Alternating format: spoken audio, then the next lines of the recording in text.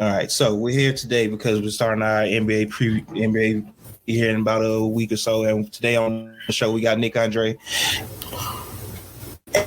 and writing extraordinaire. How we usually start these shows, I ask a fresh random question. So with Nick being our guest today, I'm gonna do that with him. You hoop growing up, right? You was a basketball player, right? Oh yeah, definitely. I played. Say it one more time. I said, no, yeah, go ahead. What you saying? Oh, what I was saying was, I basically done hooped, played JV obviously, and then made my way up to varsity. So I played just about up to high school. Unfortunately, I probably would have went further, but then like my I want to say my AAU year going into my senior, I ended up tearing or dislocating my shoulder, and that kind of messed me up. So unfortunately, I just wasn't able to go after high school. But yeah, that's really just a little story of my basketball journey. No, for sure. Did you start much in high school? I actually did, yeah. Well, up to my senior year because I was here's the thing, like right after I dislocated my shoulder, I was out for about at least like good 2 to 3 months. So, I wasn't really able to really condition with the rest of the team and everything. So yeah, throughout like most of my high school years, like my first 3 years, I pretty much started, but then my senior year, I ended up coming off the bench. Which honestly, I felt the way about it, but then again, I was fine with it just because I knew the circumstances of everything. Right. All right. So with that being said, I think we've all had a game where we like, this is our best game. Can you think of the best game you had in your high school career? Like points, rebounds, just like one game you was out there, you're just having a great game. It's probably this one game that stands out, and it's crazy because it's from my freshman year, but it's like it's not. It's like weird because it's my best game, but then again, it's not because I had like nearly a triple double, but then I shot the ball. I don't want to say I shot the ball I think I shot 4 for 18 from the field. So I didn't shoot well at all, but I had 13 points, had 12 rebounds, and I think I had 7 blocks because I played the big man position in the middle. So it was my best game, but then again, it wasn't my best game just because I didn't shoot the ball well. But we ended up still getting the win, and plus it was against a rival team too that kept busting our ass a few times in the year. So going into that game, we were like, nah, we about to really get there. We about to really get our revenge. So I think just looking at that game, that was really a statement game, even though it was a good game and a bad game for me. No, for sure. Well-rounded game, for sure. Yeah. All right. And with that being said, I'm John W. It's fresh X. And this is the Hoopers Hour on Nothing But Net Radio, presented to you by Dash Radio. Nick Andre, you one of them people, I think since we've been on basketball Twitter as the Hoopers, you one of the first people we kind of connected with. And I got to say, I really enjoy your writing. Your Pass the Rosa series was a great one. Honestly, you don't really see that too much, especially, just praising players for what they are and not comparing them. And I think you did that well. How did you actually get into writing? Did you always want to be a writer, post your basketball career, or is something you just let me, let me try something? It kind of came gradually from. So one thing I said that, obviously, whenever we hoop, NBA is always a dream. But the one thing that I always said, as I got older was that, no matter what I do, I just want to be close to the game a certain way. So whether that was playing, whether that was coaching, whether that was, being on the sidelines or whatever, I just always wanted to be a part of it. So I've always enjoyed writing, even from a little kid. So, I used to write poems, stuff like that. So right. I can just remember one time I had a friend that I went to college with. She had her own little blog where she started write on pop culture and stuff like that. And then she was the one that kind of got me into really write. She was yo, you should do write on basketball. I was all right, cool. I'll see how it is. I remember my first article was on LeBron. I ain't gonna lie, it's bad. I don't even want to read it, honestly. I don't know. I think people read it. It's from 3-4 years ago. But I'll be like, dang, bro, I don't even want to check this out for real. But just when you just keep doing something on the regular, you just end up getting better at it. That over the past few years, I've been able to work with a lot of people and really just connect with y'all. Shout out to everybody else at the Off the Ball Network. A whole bunch of other networks as well that I've been able to work with. So as you be able to talk to other people that have have a different type of intelligence to the game, it makes you better as well. So I definitely appreciate everybody, all my peers that I've been working with, because it definitely have made me better over the years. Nah, for sure. I know you always one of the people. I see every couple of weeks you saying how you got stuff that you need to finish writing that you haven't finished yet. I think you just finished Pass the Rosa series, which was a great one. Super great one. Yeah, that was a dope series. What you got coming up next real quick? So I've really gone into like this creative bag like recently, just because I mean like because over the last years, you know what I'm saying, like I'm always writing on like current stuff though, but something just clicked in me saying like, what, I need to just like do something like more creative, something that stands out. So earlier this year I had the Forgotten Players series, then I had the HBCU Spotlight, and then of course Passing the Roses.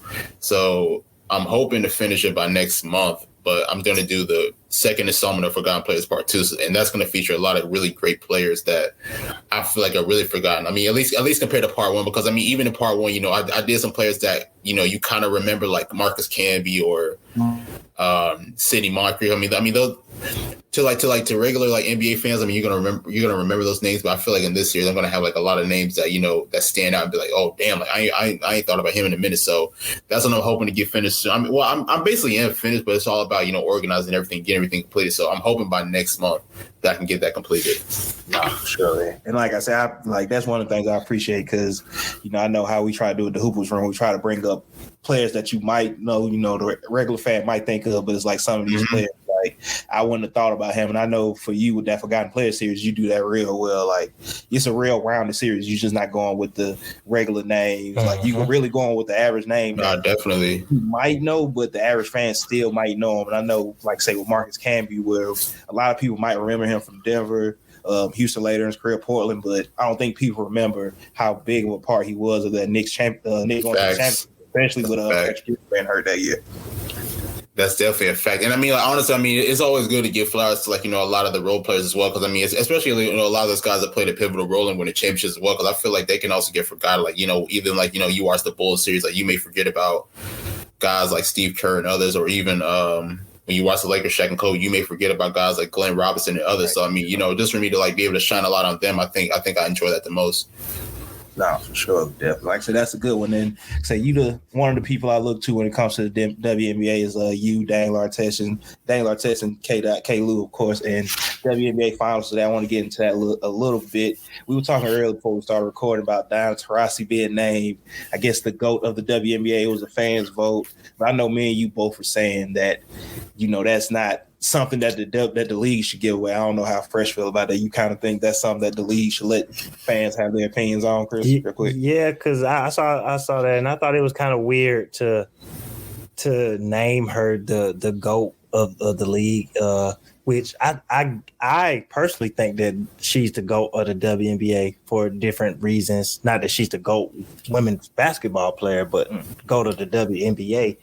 But it's weird for the league to. That's like if the NBA came out and was like, all right, LeBron, you're the GOAT of the league, or even Jordan or whatever. Right. I think that should be left up to like the fans. No, for sure. You kind of on that same page though, right? Like let that be a fan discussion and not something that the WNBA submits.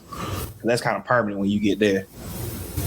Nah, facts. Honestly, I mean, it's just, I mean, I get it. I get what the WNBA was doing. I mean, it is the 25th season for them. So I definitely understand, they wanted to do something to possibly get fans engaged and everything. But I do agree. I think they just definitely need to leave that to the people. Because, I mean, at the end of the day, whoever they would have choose, like, is going to spark controversy as well. So, I mean, it's like, what I'm saying? Like we've never seen the NBA have a poll, like, who's the GOAT between LeBron, MJ, or Kareem or whoever. So, I mean, I feel like, because at the end of the day, I mean, that's an ongoing topic that's just never going to end, because at the end of the day, everybody has their own opinion. So I just feel like, I mean, look, I mean, I love Diana Taurasi. I think she's one of the greats. Now, is she the GOAT? Now, I mean, that is debatable when you got other players like, Maya Moore, Lisa Leslie, or even Candace Parker, or even like a few others. But then again, I mean, I am one of those people that believe that, you just got to leave that to the people and just allow them to just keep having these ongoing debates every day. Yeah, and I get them building the buzz. It's kind of like, in a sense, a little bit like the NBA in their 50th season, doing the top 50 players of all time, which sparked some debate with that also. I think it would have been. I know a few years ago they did like their WNBA legends. I can't remember how many seasons ago it was, but they did. I think it was the top 15 or 20 players. But I would have liked if they just did like a 20, acknowledge the great players in the history for their 25th season. So that's something I thought would have been cool that they could do. But, I guess she's kind of trying to live up to it right now since she's playing in the finals. Exactly. And I think one of y'all even mentioned it earlier. It's like, what I'm saying, like 20, 25 years from now, it's like, let's say, for instance, somebody else comes about Like, you know what I'm saying? Like, so are they going to take that? Are they just going to revoke that from Diana, or are they going to give it to somebody else? You know what I mean? Right. Like, it's just crazy to me because, I mean, in my opinion, Breanna Stewart, like in the next like possible decade or so, I feel like she might be the GOAT. No, that's a fact. Definitely with consistent health, yeah, she can definitely get it out. And Breanna, she's one of those players I do like because I'm a UConn fan first and foremost. So when I'm paying attention, I definitely pay attention to those players first. But I love where the game is at right now. Honestly, I know the last 2-3 years it's been a debate about, you know, how can we make the game bigger? How can they get more fan interaction? Like I think guys like you, just those names out there I know consistently, you, like say Daniel Artest and Will, and not Will, but K Lou with their WNBA podcast. Y'all definitely are some of the ones that's keeping it up there and making sure people respect everybody in the game and not just the individual players, which I think the WNBA is a few years from getting that right to where it's about the teams and players and not just about the players you see right now. But the final started today, Sunday.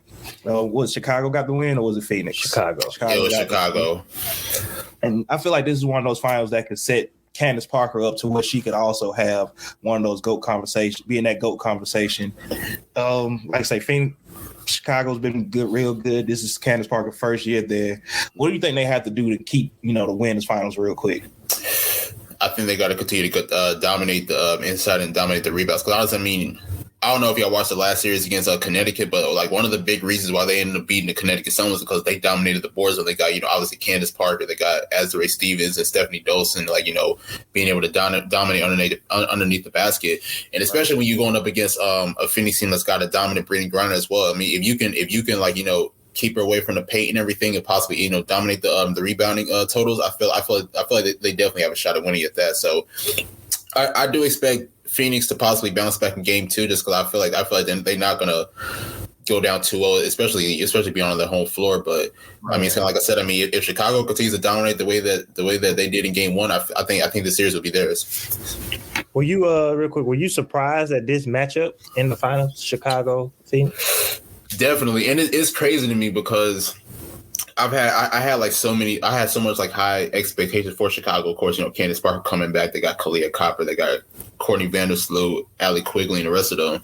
But they honestly, they really, I wouldn't say they struggled, but they definitely had their inconsistencies like throughout this year. So for them to be in this position, it's like crazy to me. But then again, it was like I kind of pictured it for them before the season began. So, and then also for Phoenix, honestly, because I don't know if people remember last year, it was almost close that Brittany Griner was going to be traded. So for her to come back and have a dominant year, then of course Skylar Diggins-Smith, which is my actual favorite player in the WNBA, for her to have a dominant season, really keeping the team afloat, and then DT being able to come back healthy and being able to dominate the playoffs, I think that's definitely I think that's definitely phenomenal for Phoenix. So they do have some injuries on them, so that may possibly hurt them in this finals. But for them to be able to get back to the WNBA finals, and for those 3 core players to really dominate the way that they have, I think it's just remarkable.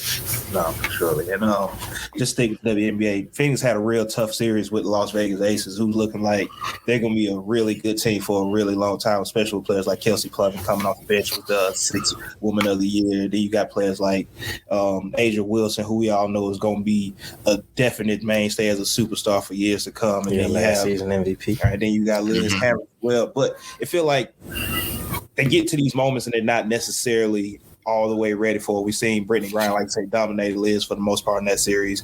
What do you think the Las Vegas Aces are missing to kind of keep themselves in that championship contender? I saw Liz was driving you crazy that last oh game. No, she was. Oh my God, bro. But I mean, the thing about it is that even though I was mad at Liz, but I mean, a part of me got to remember. I mean, she was still. I mean, she had just came off of COVID too, so she wasn't really 100% herself. But it's kind of tough to really see what's wrong with this Vegas team, because here's the thing: they got so many offensive weapons, and then on top of that, they could turn it up on defense as well. But it's all about whether this team can stay engaged for the entire game. Because if you remember that game 4, they dominated that third quarter. I think they only held Phoenix to 10 points in that third quarter. So when they're focused and engaged, they can be the most dominant team, especially led by Asia Wilson, Kelsey Plum you mentioned, Chelsea Gray, Jackie Williams, Raquana. So you know what I'm saying? So offensively, Vegas is up there, at least like as far as like, one of the best teams in the W, but it's all about whether they can stay engaged. Because honestly, I mean, I've watched them throughout the season. Like, what I'm saying, they'll have their moments where they're dominating, and then they'll have the stretches where they take their foot off the gas, and then, next thing you know, they let teams come on a run and then end up making a comeback. So going into this next season, I don't know what's next for them. I don't know. I mean, I did hear that there might be some possible trades with Liz, maybe, or possibly even like, some other trades with other people as well, or maybe even a new coach. But honestly, I mean, looking at this Vegas team, how good they are, I feel like they have no time to waste. I mean, Asia Wilson, I mean, she's still relatively young, so she's still gonna be an MVP candidate for years to come. But it's really all about building a team around her that she can continue to dominate and really possibly win a championship. So I think Vegas got a lot of answers I think Vegas has a lot of questions to answer, going into this offseason. No, for sure. I definitely like it. Like I said, Asia, one of those players I've, since I've been watching her, she's definitely one of my favorite players. I don't know, it's something about left-handed players anyway. Those are always going to be my favorite players. But out of South Carolina. Yeah, out of South Carolina. Can't forget that. But like I said, this has been a great season for the WNBA. I think they figured out a few ways to get fan engagement up and get fans into the crowd. I know me and Fresh like to shoot around ideas. We could talk to them and we could suggest some things. Do you have any suggestions, like, do you think that'll help the WNBA as far as just getting those fans in the game and keeping, fans watching the games on TV? Honestly, just keep going the pace that they're going, because I think over the last like 3 or 4 years, I think maybe, social media's played a big role in them possibly growing. And then also, I mean, I feel like a lot of these players today just got way more talent, honestly. I mean, no disrespect to, all the players that came before, but, when you got players like Jonquil Jones, Asia Wilson, who else is up there? Obviously, Candace Parker is up there, and the rest of them, like, I think talent-wise, they just have, like, a lot more players that can really, like, dominate. So I think the W's going in a good position going forward. They just got to continue to just, keep going forward. So I had an idea of what I think could help the WNBA. I want you to tell me if this is good, bad, or terrible. Either way, it's all good. I think something that will help the WNBA is kind of mirroring. I know they don't play the same amount of games, but mirroring the NBA season. I heard Lisa Leslie talk once about how playing during the summer was so weird because throughout their lives, I mean, we played basketball. The girls in high school, college, they played during the same time. Right. Mm-hmm. So only the WNBA is kind of on a different schedule. I think playing during the season with the NBA could help play on some TV matchups and TV games and things like that. How good, bad, or terrible of an idea you think would be to kind of shift the schedule to a wintertime schedule? I see your idea, but I don't think the W will be able to go with it because, I mean, at the end of the day, the NBA is still obviously a bigger league. So I think that, the commissioners and everything, I think that they're afraid to really try possibly intertwine with the NBA. So for instance, let's say we have a TNT Thursday game with who are the top teams? Milwaukee and the Lakers, or you could watch in the WNBA, the Sky and the Mercury.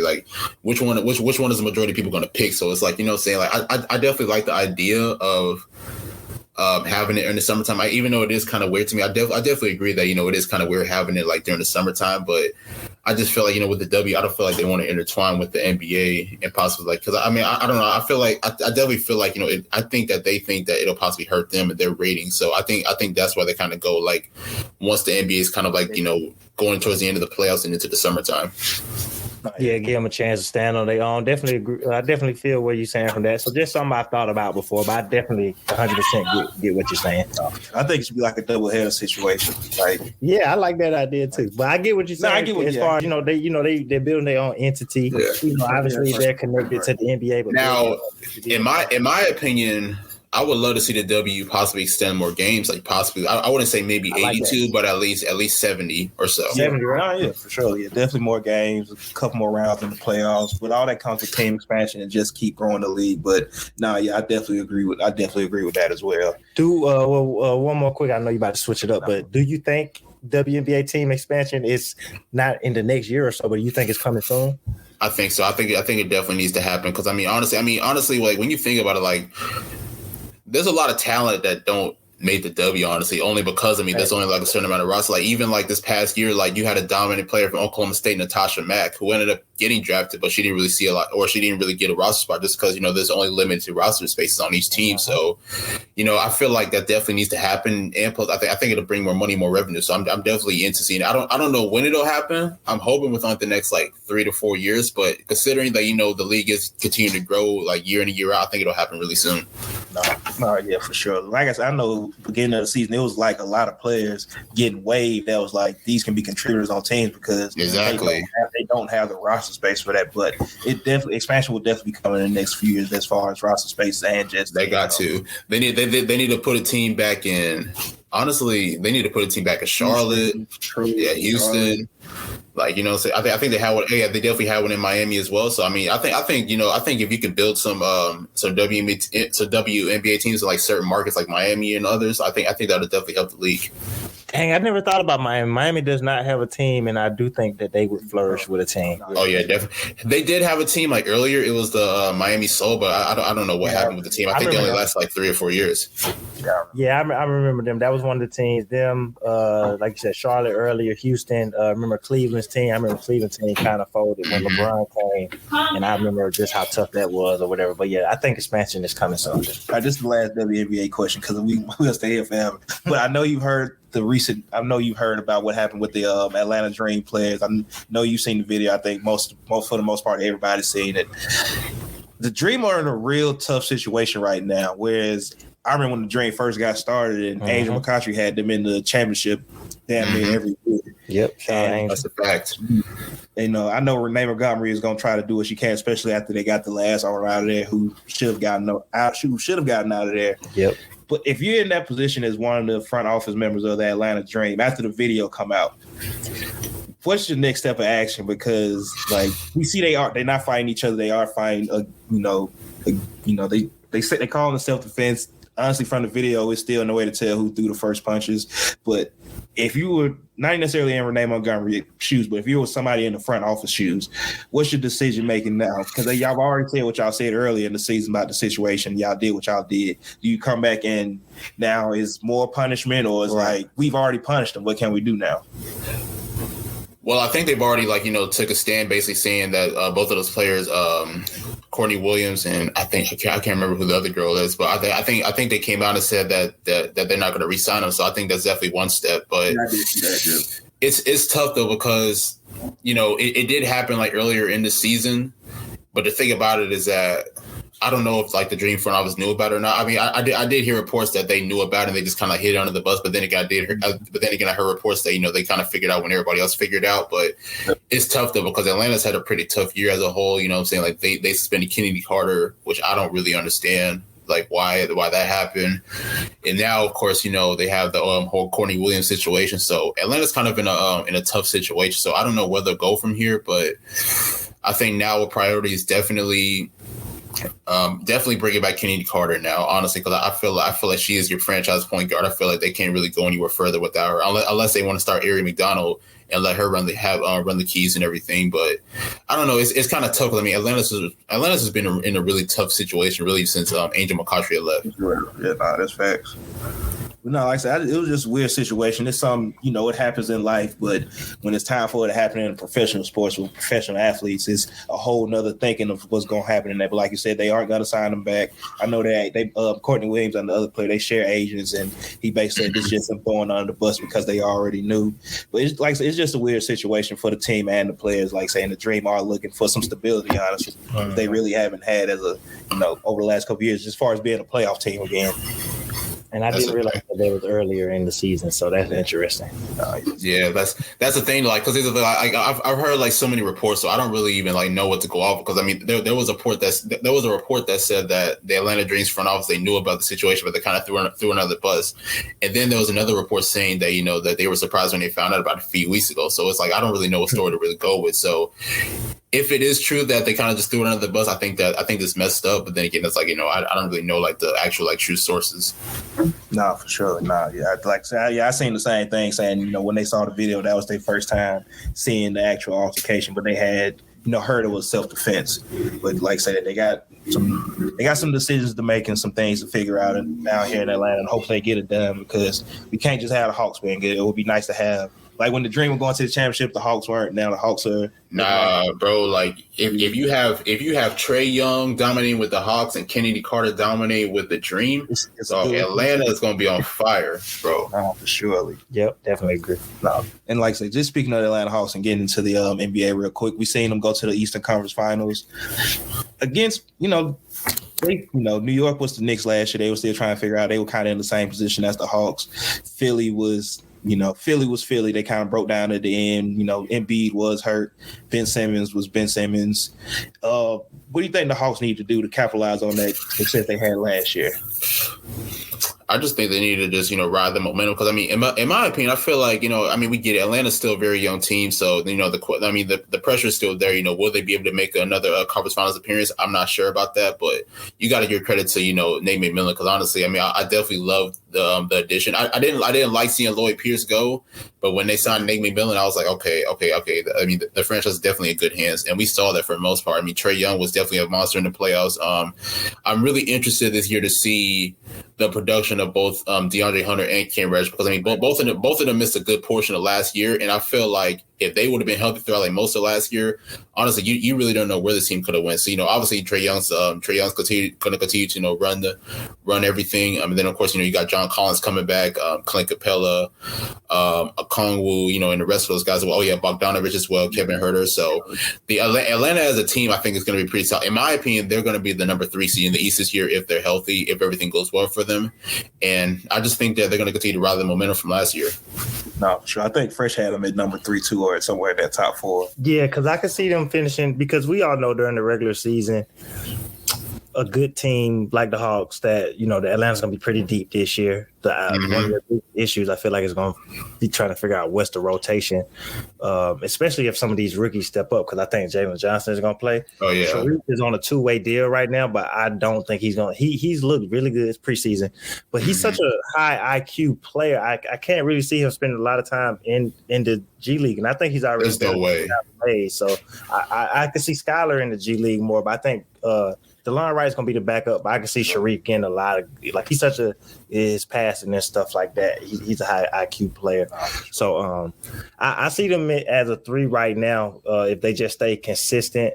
That chemistry meshes well. And then Nate is a really good regular season coach. And young teams like the Hawks, we've seen them do well in the regular season because every game matters to them. Yep. Trying to get home court is going to matter. Sure. So I could easily see them winning 50, 55 games just off of, the season matters to them and trying to take that next step. The better teams have already, the Bucks have gotten home court. The Nets, Philly, they've gotten home court. They got older players, which I think the Nets are going to try and win as many games as possible. But, you can catch the older team slipping a little bit because regular season, they're just trying to make the playoffs or make it to the playoffs. No, that's a fact. So, it's tough for me because it's I think Sharif should definitely be the point guard of the second unit right behind Trae Young. But I feel like, maybe the inexperience that he has may possibly push him back. So, I kind of agree with you. I don't see him being a G League player. I just feel like he's too good for that, in my opinion. So, honestly, it would be smart if Nate really has him, really run the offense for the second unit because, honestly, he has one of the best IQs among this rookie class, if you ask me. So I feel like, because hell, we've already seen that connection with him and John Collins when he finished with that alley-oop. So that just goes to show you that, if he's able to really run the offense while Trae Young is not in the game, or you could put them both together in the offense if you wanted to. I feel like Sharif will play a big role with this team if he gets some minutes. Nah, yeah, I definitely agree with that. They did that a little bit at the open practice. We went to the Hawks open practice about a week and a half ago, and they had Sharif and Trae out there a little bit together. Hot take, I personally think Sharif's already one of the 10 best passers in the NBA. He can really pass the ball. I did see a tweet from Nick, I think it was about a week or two ago, he did say Sharif was going to be a starter in this league. Oh, definitely. He's going to be a starter. The biggest thing is staying patient and not rushing to take any job, you know what I mean? So I definitely could see Sharif doing that's my thing. Because here's the thing, if you watched him at Auburn this last year and you watched that he was running the offense, you cannot tell me that this guy cannot be a starting point guard for a championship franchise, at least within the next 4 to 5 years. I just can't see him being a second unit point guard for the majority of his career. No, I definitely agree with that. Yeah, I think he was almost 9 assists a game at Auburn, and it's hard to lead college in assists. And I think, he was the first player since Trae Young to actually go 20 points and 8 assists in college. So just even have that connection there, that what the upside could be if you're just looking at it from that standpoint, honestly. Yep. So exactly. And I mean, it's crazy for me. It's crazy for me because I see people, being concerned with the jump shot and everything. I mean, the jump shot can be a concern, but then again, it can't be for me. I mean, I think that's something that he definitely has to improve upon, but it's not like he really struggles to shoot the ball. I mean, I've seen him knock down shots. Is it on a consistent basis? Not necessarily, but I mean, Sharif can at least knock down shots when needed to. No, for sure. Right. So who do you think, I'll start with the East, coming out of the Eastern Conference, what team can surprise some people this year? And not even necessarily as surprising and make a run, but like how the Knicks surprised us last year, and they were at the top of the East most of the year and stole that home court position. So who do you think can really make a push to either be really good in the East or just be like, oh, I didn't know they were going to be as good as they are? I think Chicago, definitely Chicago. I mean, look, I might be a little biased just because I've been watching them throughout the preseason. And, I've just been watching, how they really share the ball really well. But Zach LaVine is going to continue to ascend as an all-star in this league. Then you got a veteran guy in DeMar DeRozan. Lonzo Ball, in my opinion, I'm gonna say it first. I think Lonzo Ball can win Most Improved Player. So when you have all those pieces together, and then I didn't even mention Vucevic. So I mean, when you have all those pieces together, if they can stay healthy, if they can build team chemistry, because in my opinion, I think they will go through some struggles throughout the year, just because I feel like they're going to try to find a feel for one another as the season comes around. But I feel like if they can possibly get things together, I think that they can make a huge run in the East. No, definitely. And I really like that Lonzo Ball signing with Chicago. I thought him and Zion was going to be a good enough pairing to help push the Pelicans towards, making a play, not the playoffs. But I think when you with a point guard like Lonzo, who does look to push the ball up and make that first pass to a scorer, and you got players like Vucevic in the post, Zach LaVine, DeMar on the wings, and we can't forget Patrick Williams, who I think is going to definitely having a point guard like Lonzo. Like I said, Lonzo definitely has looking like he could have a most improved season this year, and just being that natural point guard that's going to find his players, especially when you got wings as athletic as DeMar DeRozan and Zach LaVine. Yeah, and what my thing is. I feel like I don't have no direct stat for this or no direct proof, but players coming off of like the Olympics usually have a career type year. So I really feel like Zach LaVine's gonna have a big year because you've been playing really competitive basketball all summer, opposed to just working out, doing team workouts. You've been trying to win something. So he's been in go mode all summer. So I think the biggest question with Chicago is because personally, they have, when you say on paper, they have one of the better starting fives in the league, and then even having Kobe White off the bench, that's a really good 6-man. So it's just figuring out those other players off the bench. Those 3 other players you're gonna need in there in and out.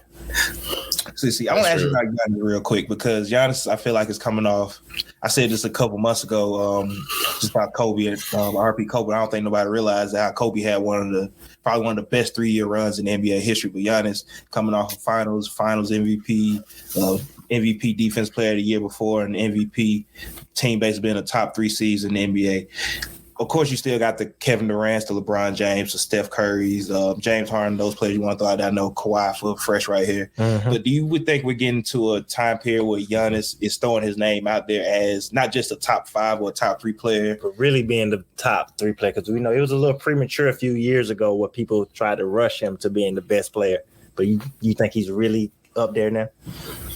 I definitely think that going into the season, he is the guy. And I'm not saying that he's better than LeBron or KD, in my opinion. I just feel like, considering, the playoffs that he had and the finals that he had, I mean, really that 50-point game in Game 6, I feel like going into this year, he is the guy, in my opinion. So I think he's the guy to beat. Does Milwaukee repeat this year? I definitely think that they got a shot, even though I do feel like, they still have like some issues with the team as far as like, having like a true playmaker and everything. But I mean, honestly, over the past few years, Giannis has shown that, he is like the guy coming. I mean, I don't know if you can really say that it's his league, especially, with LeBron still around and KD still around and everything, Steph and everything. But I definitely feel like, like he's really making a name for himself to at least be like in that same conversation with everybody else. No, I definitely agree. And then, like I say, anybody else coming off of finals would say they have 50 points in the closeout game and then just average 35 and 13, 2 blocks and steal and a half. Yeah. Anybody else in the next year would be like, okay, yeah, this is his league, it's his time. But like say with LeBron, KD, Steph still out there, he does have this. I think if he come back and not necessarily win a championship or MVP, but he just keep duplicating those same numbers, 28 and 12. Yeah. I think we're gonna have to start putting him in that top 2 line. So he's gonna take out. I don't know, but we're gonna have to start putting him up there. But like Jalen Rose, he famously like to say, he is Giannis is king of the hill right now. They won the championship. He was Finals MVP, 50 points in that closeout game, and I think they found. It's crazy to find stuff in your game so late in the season, but I think they found some stuff in Giannis in the playoffs. Just how he started playing in the post more. He played more of a natural power forward. They took him off the ball a little more as they started to really trust Drew in the playoffs, even through some of Drew's inconsistencies offensively. Mm-hmm. So I agree with what you're saying too. I agree, and like another. Sorry not to cut you off, but I mean another thing that I really like about Giannis too is that he understands his weaknesses and he at least tries to get better. Like everybody knows that he's not really a really great perimeter scorer, but here's the thing, like even in the Brooklyn series and in the Phoenix series, like what I'm saying, he really showed you that like if you leave him over, he's gonna at least take that shot. Like like he may not make it most of the time, but I mean he's at least gonna shoot it. He's at least gonna shoot it if you dare him to. And even him with the free throws as well. I mean we obviously know about how the crowd counts down to like 10. Like 1, 2, 3, 4, 5, and everything. Like, honestly, I mean, I don't know what it is, but like Giannis just shows that like he has no fear in anything that he does. Like, he's going to attack. He's going to always look to get the best of you, and he's really going to try to figure out ways to win. So I think that's definitely something that I really like about Giannis. No, for sure. Like so he didn't let that free throw countdown get at him. Honestly, I seen him. Yeah, he got better. Like I know Fresh was saying that throughout the whole when they was doing it against Brooklyn, Atlanta, and Phoenix. Like his free throw percentage. His free throw making got better, not necessarily his percentage wise, but he was definitely making more free throws. It's like hearing them count, especially when he would catch it on 10. It's like, oh yeah, y'all counting for me, I'm good. So he definitely got a rhythm now for sure. Coming to this year, of course, we come into another year where it's not necessarily a COVID year, but we still got some COVID restrictions. And there's been a few players who, saying they're not going to get the vaccine, or if they do get it or they don't get it, they're not going to tell you. I know Andrew Wiggins came back and got vaccinated. I'm not 100% sure on Bradley Beal, even though I've heard he hasn't got vaccinated. But the one player who everybody seems going to talk about, they're always going to talk about this player, is Kyrie Irving. For no matter how great of a basketball player he is, everything he says kind of gets micro-constructed, I guess, where they dig deep and try to figure out. I know Steve Nash is already, publicly he has his back. He said, we just going to play those games without him, when he's here. But I know Fresh doesn't really – I think we talked about it once. I don't think you said it would be too big of a distraction. But coming to a year where the Nets, they filled out their roster perfectly, if you ask me, getting Patty Mills as a backup, drafting Cam Thomas, bringing in Paul Millsap, getting LaMarcus Aldridge back. Losing Jeff Green is going to hurt. But do you think Kyrie not being there every game is going to kind of hurt Brooklyn's championship expectations? I think if you have the rest of the roster like fully healthy, like KD, Harden, Blake Griffin, and the rest of those guys, I feel like it wouldn't be a problem. And I mean, you even see with KD, like I'm saying, KD's kind of like cordial with him, and he's fine with it and everything. So he doesn't really seem like it's like a big of an issue to him. But it's like, I mean, at the end of the day, I mean, if this is what Kyrie wants to do, then it's what he wants to do, honestly. So I mean, I think he understands, the circumstances of everything. I think he understands that, he's not going to play any home games or anything. So if he came to terms with that, then that's fine with him. And I mean, and if the team's cool with it, that's fine with them as well. So I mean, when you have guys like KD, Harden, and the rest of that team, because I think people don't really understand how good of a team Brooklyn is outside of like those three guys. I think that they'll be perfectly fine. So I mean, it's not like Kyrie's going to be missing the whole year. He'll still be on the road with them, but I think they'll be fine for for those home games. No, for sure. Yeah, the only thing that I said, which has kind of been answered, I thought it was going to be a weird situation with him not even being able to practice, because it's like once you go on the road, if you're not even practicing, where does that chemistry come from? But since their practice facility has been cleared as a private entity, he's able to practice. So that at least lets you build with your teammates and kind of bring that chemistry back for the road game. Exactly. And I mean, the thing about it is that, like, I don't even think he's really trying to, like, cause a distraction or everything. I think it's really just the media and everything. Because, I mean, I even saw a video earlier of him practicing with his team. And, I mean, it's not like, he's not, like, COVID or anything. I mean, he was yeah, that's what I'm saying. Like, he was still wearing a mask. I mean, he was still safe out there. I just feel like, of course, I mean, I think it's because it's Kyrie, everybody just gonna blow everything out of proportion. But I mean, it is kind of crazy to me how like Kyrie takes all the heat, but then again, it's kind of like what you mentioned. Like, you still got guys like Bradley Beal who hasn't gotten the vaccine, Jonathan Isaac who hasn't gotten it. I think Michael Porter Jr. hasn't gotten it either. So it's like, it's just so crazy how like there are still other players that, that have basically said that, they're not going to get it. But at the end of the day, like all the focus is on one guy, which is Kyrie. And some of those other players, like Michael Porter in particular, has like been real open with saying, I'm not getting it. While Kyrie is like, we're going to make that decision on our own. I don't want to talk about it. So he's keeping it to himself while MPJ is just like, I ain't doing it. And they're like, all right, we're not going to worry about you. We just going to go to Kyrie. So they want Kyrie to talk, and Kyrie don't want to talk. So yeah, that's a fact. Like I said, I think Kyrie is one of those players. His off-court life is his off-court life. Uh-huh. I know Fresh said he's not getting the vaccine. He's, that's what he's going to stick to. And I do respect that about Kyrie. Once he said, unless you present him with something to make him change his mind, he's not going to change his mind. And knowing his teammates and his coach have his back, I think it's the most important thing, because of course there was a trade rumors out there. He get traded, he might retire. Do you think there was ever a chance Kyrie was going to get traded, honestly? I doubt it, honestly. I mean, I think Brooklyn would be dumb to even like do that. Honestly, I mean, I know Stephen A was kind of like reporting like, that they were going to have it or it was going to happen, but then Katie had like said no about it. I don't think Sean Marks and those guys are going to trade. I think they understand like what Kyrie is, because at the end of the day, I mean, even though Kyrie's not going to play all those home games, here's the thing: like when they're on the road together, best believe Kyrie's going to put on a show, and Kyrie's going to at least drop like 20-25 points. So I get that he's not going to be available for the entire season, but for the games that he will be available, he is definitely going to put on a show. So that's one thing that's always stood out to me about Kyrie, is that, what I'm saying? I mean, even with like, the media and everything always getting at him, like, what I'm saying? He's always going to at least show up to work and, really, really put on a performance when he needs to. So honestly, I feel like it'd be dumb if the Nets ever even consider trading Kyrie. Do the Nets concede the 1 seed so you can guarantee Kyrie plays in Game 7? I mean, that's tough. Honestly, man. I don't know how that's gonna work, man. I mean, that's tough. Honestly. I was even thinking about that, like, what I'm saying, over the weekend. Like, let's say, for instance, like, it's a finals game, and what I'm saying, like, you got like all your home games. I mean, obviously, home court advantage is tough, so it's like, what I'm saying, like, you're gonna want your best guys out there. So it's like, I wonder how they're really gonna make that work. But I guess we'll just have to wait and see, like, as the playoffs come around. Yeah, I seen somebody saying he might wait till the second half when they have, when it's more figured out, maybe we can start allowing, some certain things, and one of those things might he be able to play. He might be able to play after, once we get it all figured out, which I kind of think that's what he is going to wait on, because either he's going to be able to play or he's not. And I don't think he'll care. Yeah, just like how the practice thing worked itself out. He didn't say nothing about it because obviously they're going through the channels that they need to go to get it done. And I honestly think like a certain percentage of the league, because this is a state rule. Honestly, it's not a league rule, the NBA, because of the player association agreement can't force players to be vaccinated or whatever.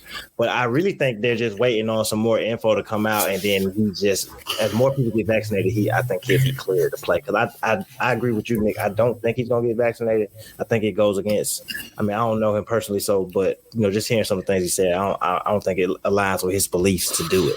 And everybody's throwing out there, oh, you wouldn't do this for a certain amount of money, but a lot of people are not willing to cross their beliefs for money, especially when you've already made $100 million anyway. Right. So that's true. That don't even matter. Yeah. Coming to the season, we've seen the Lakers kind of go, I guess we could say, go all in on the championship this year. I thought you were going to say go old. I'm not going to up there. I know sometimes age is a factor, which it is, but I feel like they have players that are older that plays through a lot of injuries or play hurt. Westbrook is going to play hurt until you tell him he can't. Carmelo coming off the bench, he's going to sit out enough to where he's not going to worry about injuries. He hasn't really been injured since he got to Portland. Trevor Ariza is hurt right now, but honestly, I'm not going to lie, I didn't see Trevor Ariza being a big factor this year. I don't care what anybody says. Honestly, Anthony Davis is the person you worry about being hurt. Westbrook isn't typically hurt. LeBron has been hurt twice since he's been with the Lakers, which is weird for LeBron, but LeBron typically isn't hurt. Melo is usually there, so I think their guys are going to be there. If we can keep injuries out of the factor, do you think the Lakers not necessarily have an easy path to the finals, but do you think they're the front runners for the finals coming out the West right now? Possibly so. I mean, considering, how they look on paper, obviously when you have Westbrook, LeBron, AD, Melo, and the rest of those guys, of course, the Lakers are always going to be favored, but the West is going to be really tough this year. I feel like Denver's going to be in the conversation. I think Phoenix is going to come back with the answer. I don't know if Phoenix will make the finals again, but I feel like they're definitely going to make a deep playoff run themselves. Even honestly, the Clippers. A lot of people. I know the Clippers don't have Kawhi this year, but I feel like they can make like a small run or something like that. So, to me, with the Lakers, I think this is a year where I think we see AD being the MVP conversation. Just because I feel like he's going to be prioritized as the number one option this year. Because in my opinion, I don't think LeBron's really even going to play that many games this year. I think he's going to really be a third option with the team. Considering that it is year 19, so he's really going to take most of the season off to really like fully prepare for the playoffs. And then of course, you still got Westbrook and those guys. So I think AD is going to have to like really be the driving force of this team going forward. So it's really going to be up to him. Like if he can dominate and really lead the charge for this team, I feel like the Lakers will really have a good year. That will help them win that championship. AD was able to step up and hold everything down, kind of be their best player. And then they got in the finals, and LeBron took them home. So that's a fact. And like I said, you said Phoenix, who did make a finals run last year, not winning it. They've already on record saying they're not going to extend DeAndre Ayton right now, which just means they'll probably extend him next year. Do you think Phoenix is going to kind of let that linger? I know Chris Paul's in the locker room, and you got veterans like Jay Crowder as well, who's going to kind of temper that. But with young players, do you think DeAndre Ayton, who was coming off a great playoff run as well, looking like he wanted to throw his name into the top 5 centers, do you think that's going to distract him and kind of throw Phoenix season off this year? I hope not, honestly. And it's crazy though, because like when the reports that came out earlier this year or earlier this week, I didn't really understand. I was like, why in the world would you not extend DeAndre Ayton, especially after like a pretty good playoffs that he had. So I think when you have like veterans like Chris Paul, Drake Crowder, like you mentioned, like I feel like those guys are not going to allow Ayton to really like get off of his game. I think that that they're gonna really like sit him down, like really help him get focused and like try to hopefully have a pretty good year. Because you like honestly like. We saw the effect last year in the playoffs, having Chris Paul on that floor, how DeAndre Ayton was really just able to really be efficient on the floor. So I think this year will be no different. No, I definitely agree with that. I don't think, like I say, Chris Paul is going to keep him focused. And just knowing that, you can increase that extension as well this year. You play good enough to maybe make an all-star game. I'm not going to say he's going to make an all-NBA because over the last couple of years, the center position has gotten kind of loaded in the NBA, but he does have a chance to make an all-star game. He honestly has a chance to make all-NBA because Joel Embiid could miss 50 games this year out of nowhere. Not saying I want him to, but Joel Embiid does still kind of struggle with his health. I think it would just be nice to see a team like Phoenix to have that continued success because I know older people remember from the 90s, even the early 2000s, where they were a consistent playoff team, and they kind of went to that stretch where it was like, how do we put it together to be a playoff team? So I don't really want to see them go backwards, honestly. It would kind of suck if Phoenix went backwards. Kind of like how we said, with the how we're talking about how crazy it is for like Brooklyn and even think about trading Kyrie, it would be crazy for Phoenix to not re-sign Ayton because I feel like because Ayton's still I want to say 23, 24, so he's still a relatively young player. He's really showing signs of being an all-star talent. I feel like it would be dumb for them to to not re-sign because obviously we already know within the next 4 to 5 years Chris Paul will probably retire, but then again you'll still have that dynamic duo in Booker and Ayton right there. So I feel like hopefully that Phoenix will re-sign him after this year. Yeah, I agree with you on that, and I think in the end, I could see Ayton definitely making his first All-Star game this year, and that's really just gonna drive his price up. That they don't want him to make that all right. Yeah, they don't want him to make that All NBA because that 170 go to 200 million if he get it. So sure, that's a fact. And then you had Utah, who was the other team at the top of the West last year. They basically returned their whole squad, I think, outside of Derek Favors. Do you think Utah can not necessarily make a championship run, but do you think they can make a run to maybe a conference finals this year, kind of keep that top 3 seed? I think they still can. I still like what Utah has. So I really love the fact that they have great ball movement, and they're really able to get others involved. So I definitely like what they have there. I do wish that they had another second elite scorer alongside Donovan Mitchell. I do understand that Jordan Jordan Clarkson can put the ball in the hole, like Joe Ingles and the rest of those guys, but those guys aren't necessarily like an all-star caliber player. Yeah, exactly. So Utah will still be up there. I mean, obviously, Donovan Mitchell leading the way. They did sign Rudy Gay as well in the offseason, so I definitely like that. Or traded for him, I can't remember, but they do have Rudy Gay this year, so I think that'll be a good contributing piece. But considering that it is a tough conference, I think Utah will be up there, but I don't know about being the number one seed again. No, definitely. I know Donovan Mitchell just got done telling the story about when Rudy Gay first signed. About he was telling Rudy Gay how he always, no matter what team Rudy Gay was on, that's who he was picking. And Rudy Gay was like, "There's no way he can be this old that he's playing." His teammates played with him on 2K and NBA Live, and I think that's just that's what sports is, especially basketball. You get to see that where maybe you did play with your favorite player on the game. Now he's your teammate. And I just think that's a cool part of a lot of player stories, honestly. And I think Rudy Gay can help take them to the next level. Like I said, just as a bigger wing forward combo now, like him and Jordan Clarkson off that bench with Joe Ingles that's gonna be a good combination on a lot of nights, honestly. Yeah, I agree with you on that. That's a fact.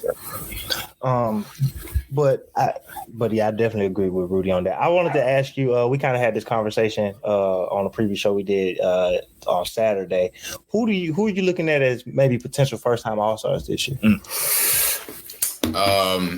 There's a few guys. I'm hoping Shai Gilgeous-Alexander gets up there. Well, I mean, it really depends on what kind of a year OKC has. Because, I mean, I think last year he averaged like around 23, 24 games. So I definitely feel like he's going to elevate going into this year. De'Aaron Fox, in my opinion, who's continued to just be underrated. Man, honestly, I mean, there's a lot of guys, honestly, that can make it. Hope maybe John Morant. Yeah, I like John Morant might actually have like the better chance of actually making it out of those two, in my opinion. I agree with that. Honestly, I mean, it's crazy. I mean, it's honestly like there's a lot of guys that honestly can't make it. So if I had to choose, it might be like somewhere between those three guys. Yeah, Josh. Okay. I think those have been the three mainstays for most people if we're going to be a first-time All-Star. You said De'Aaron Fox coming off a 25 and 7 year. Shai between 21 and 23 with 6-7 assists. John Morant the same between that 19-21. Also helped leading his team to the playoffs, which we know that helps with as far as voting go because they see your team win and you put them in position to win. Right. I know you big time when it comes to, scouting rookies and, incoming draft picks. Of all the players this year, I know you liked a lot of them. I know Kuminga was one of those players you liked a lot. Which rookie do you think really has a chance to help contribute to a team this year? Scotty Barnes, only because I feel like Toronto, I think Toronto's going to come back really strong this year, and I feel like Scotty's going to play a huge role just being able to be an elite defender and also like a great playmaker. We obviously know that, he's kind of like Giannis. I mean, the shooting is not there, but he's really good on the attack, so I think that'll definitely be a plus. And plus, I think Toronto will be a really good team this year. I mean, they still got Pascal, they still got Van Vliet, OG Anunoby, and, the rest of those guys. So, I think if healthy, the Raptors will possibly be in playoff contention, and I feel like Scotty will probably play like a huge role in that. Okay, I wanted to ask you, year 2 of LaMelo, what are you expecting out of LaMelo? He kind of took the lead by far. Obviously, a lot of people liked him. Then you had the people who didn't like him, whether it was for his dad, the shooting percentages, style of play. Whatever. There's a lot of reasons for people to hate on LaMelo or have their issues with him. But he came in and he showed that he's a hooper for real. And he won Rookie of the Year. I thought that my guy Anthony Edwards should have got it after he got hurt, but LaMelo definitely deserved it. What do you expect out of LaMelo this year? And Charlotte, period. Yeah. Honestly, when I think about it, I mean, honestly, LaMelo could probably possibly be in that conversation as well as first time All-Star too. But I definitely expect, a good season out of LaMelo. I'm not sure about numbers wise. Well, I mean, I don't know the exact numbers that he'll average, but I definitely expect him to really be the driving force. And Charlotte has a really solid team, honestly. I mean, I know they got rid of what's the guy's name? They went to New Orleans. Devontae Graham. So I mean, I think that was definitely a loss for them. But I mean, they still got guys like Rozier, Miles Bridges, and a few other guys as well. They just drafted James Bouknight as well. So I think as long as the LaMelo Ball continues to really run the charge, because honestly, Charlotte's probably one of the more exciting teams whenever they're running on the break. So I feel like if they can push that fast pace, especially with LaMelo leading the way, I think that they could be a playing team. Because honestly, I'm not gonna lie, I definitely thought that they were gonna make the playoffs last year, but unfortunately they got blown up by Indiana in that playing game. Yeah, I think LaMelo and Gordon kind of getting hurt kind of mess with their playoff chances, but I that's true. Feel all that you're saying, not for sure.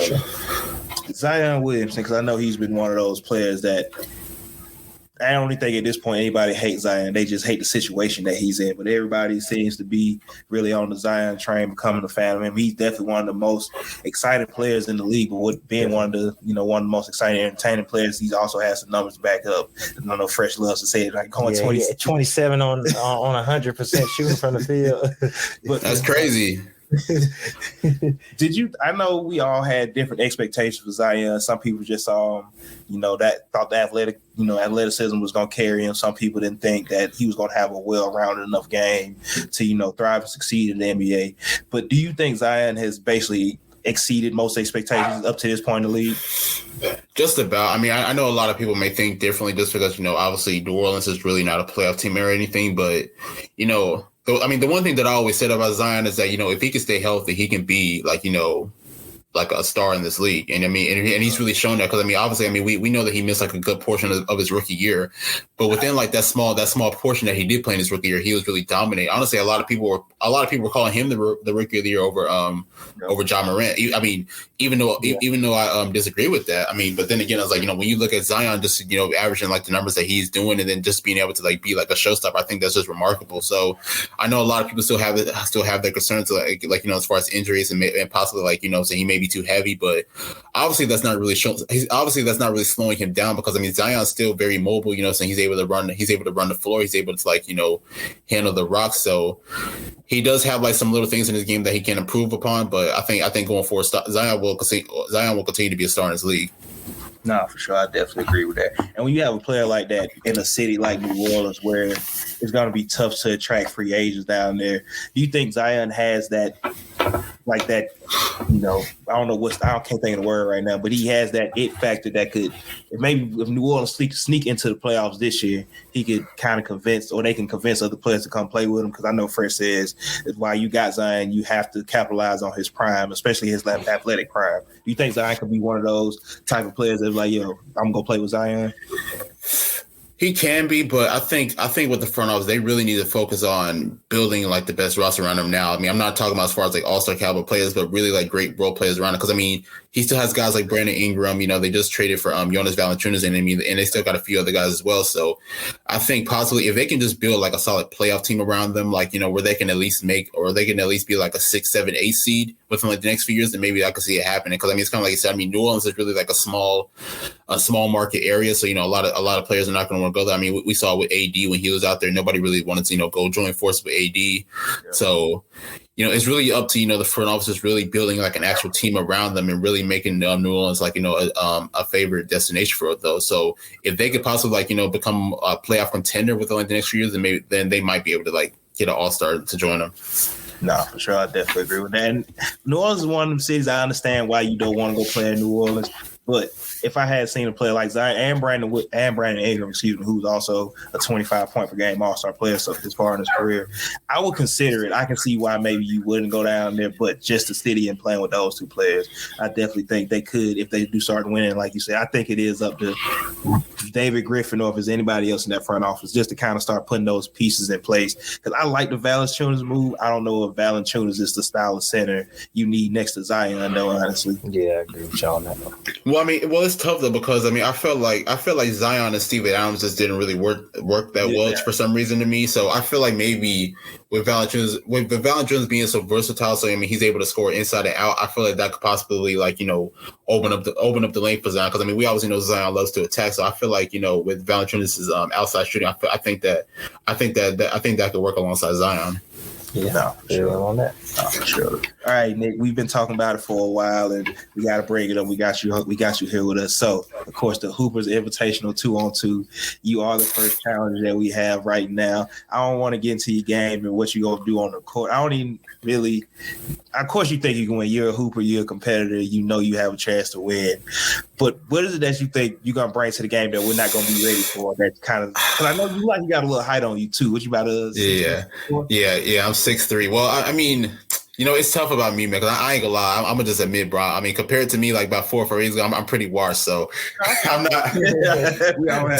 So I'm not gonna lie. Like, if this was me probably about like 4 or 5 years ago, I'll be on here saying like, oh yeah, I'm definitely gonna bust your ass. But I've seen videos of y'all hooping, so I mean, I definitely respect y'all's game and everything. So, depending on like who I can get or to get as far as like this 2-on-2 match, because I mean, I feel like whoever I choose really got to be a hooper. Like I'm saying, I think that we'll have a shot. So. For me, I'm gonna have to get like at least a few more like runs like I'm saying outside on the court, get my shots together, get my cardio together. But whenever it happens, I'll be ready. Nah, for sure. Like saying, you are definitely the first in line with that because you were the first one to accept the challenge. We did appreciate. But like I say, Nick, you are a tremendous writer. I know you're always constantly working on things, and you always, just as a content creator, I know you always got ideas going on in your head. And like I said, I know you got the Forgotten Player series coming up, the HBCU series you want to finish.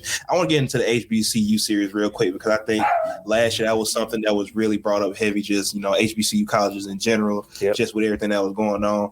Would you like to see more top recruits, maybe not even necessarily go to the HBC? We did see Thudmaker, younger brother, went to Howard last year. I think I don't know where Mikey's going to commit to, but I know he got some HBCUs on there as well. But would you like to see some of these top recruits maybe give more consideration to these HBCU colleges?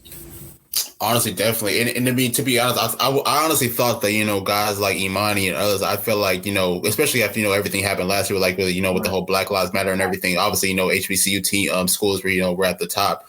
I honestly thought that this year, like, a lot of those guys like Imani and like the rest of like those other 5-star recruits would have been like really pushing towards like, the HBCU, but, unfortunately it didn't happen. But, I mean, if you know him, Master P's son actually just committed to Tennessee State, Hersey Miller. So I think that's a pretty good plus. So I don't know. I mean, it's always tough though. I mean, because it's kind of like I say it all the time. Like saying like when you're a young hooper, like so you watch these teams like UCLA, Duke, Gonzaga, Kentucky. Like so, saying you watch a lot of these D1 schools, be a part of March Madness and everything, and you picture yourself being a part of that one day. So I mean, so it's like I can't really blame a lot of these kids for like wanting to like join these bigger programs. But in my opinion, I would love to see like a lot of like these 5-star recruits be able to at least pursue more of HBCU. Because I mean, honestly, I know they don't get like a lot of clout, but it's like like a lot of like there's a lot of talent at these HBCU schools. I mean, I did it with my series and everything with Anthony Tark and the rest of those guys. So I mean, there's a lot of talent, but they just don't get recognized because they're kind of like lower tier schools.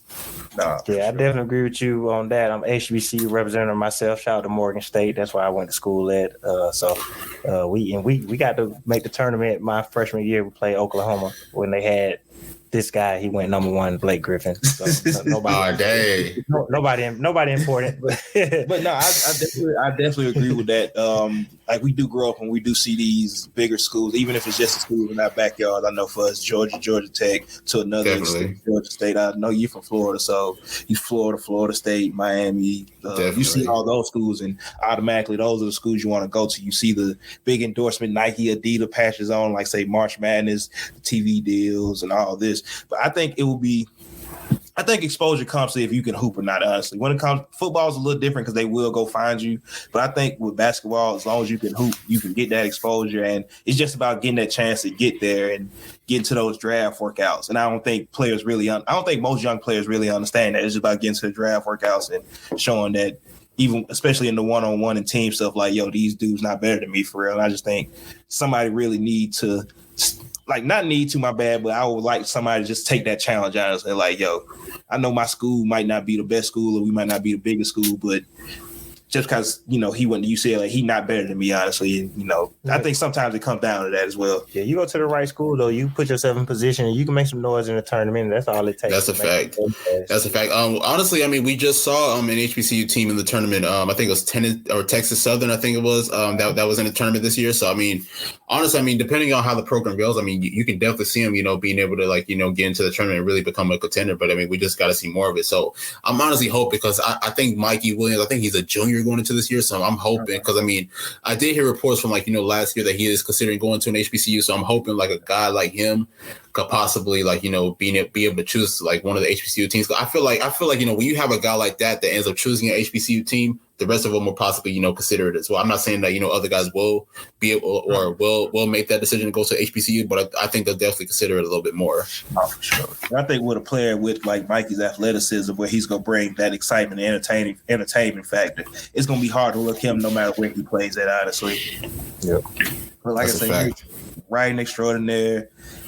dope guy all in general. I love your music. I love your musical selections. Like every time you're on the timeline talking about music. Oh yeah, definitely. You know what's so crazy, bro? Like I be getting like so many offers to like do like music podcasts. I don't know why. Because I mean, honestly, I'm not gonna lie. I'm sure I'm like a little. I'm sure I'm younger than y'all. But it's like, you know what I'm saying? Like, I was like 5, 6 years old, like listening to like Jay-Z, DMX. So it's like, you know what I'm saying? Like I've always like, you know, liked that part of hip hop. So I've honestly gotten offers like do hip hop podcasts and everything. But I think the thing about it is that, you know, I love hip hop so much. It's like I don't really want to make it like a job or anything. So, you know, I've always been turning them down. I feel you on that. But Nick, like I say, we're gonna get you out. I know we had you here for quite a while, but shout out to you for coming through. I know definitely figure out some ways to work with you and get you on the show. But you want to also I want to say, I mean, anytime y'all doing that little that morning run, whenever y'all do, I mean, just hit me up. I might be able to come on. Oh, for sure. We definitely for sure. We definitely gonna keep that in mind. Then, like I say, writing extraordinaire, all around cool guy. Nick, you want to know? Want to let the people know what you're working on and where they can find you at? Yeah, definitely. Follow me on Twitter at Nick Andre ATR. You know, as my guys told you right here, I'm very active on Twitter and everything. You know, basically with NBA Twitter and everything. So basically, follow me there. Check out my Linktree. I'm a co-host on a few podcasts, and obviously, you know, I'm a writer as well. I got a few series coming out. Obviously, I'm actually working in the middle of a series right now. On some international scouting as of right now. I think the newest piece is going to come out possibly soon. I'm not sure when, but I'm hoping like sometime this week. But, you know, obviously next month I'm doing Forgotten Players Part 2. And then going into, I ain't gonna lie, I got a lot like, you know, ready for, you know, possibly next year. So, you know, I got a lot of things coming. So I think, you know, just for everybody who's a fan of me, just look out. No, for sure. Definitely can't let them know what you got going on at one time. Just drop it on them and they're going to be ready for it. But like, definitely. Nick, appreciate you coming on here. Press you want to let them know where they can find us and what we got going on real quick. Yeah, for sure. And just one more time, definitely appreciate you. Appreciate the support that you show us. Appreciate you coming on. Definitely. You definitely try to support everything you do. But the thing about it is, I mean, like, I really respect y'all because, I mean, like, I think it's y'all, it's 265, you know, obviously off the ball as well. I think y'all bring, like, the real purity to the game because I feel like the game has really gone to, like, more of a statistical thing now. It's like, you know what I'm saying? I mean, I'm not saying that, like, you know, statistics are bad, but it's like, you know what I'm saying? Like, whenever you're talking about the game, it's kind of like, you know what I'm saying? I don't want to really hear those numbers sometimes. Like, you know, so I want to really see, like, the footage and everything. Like I said, I mean,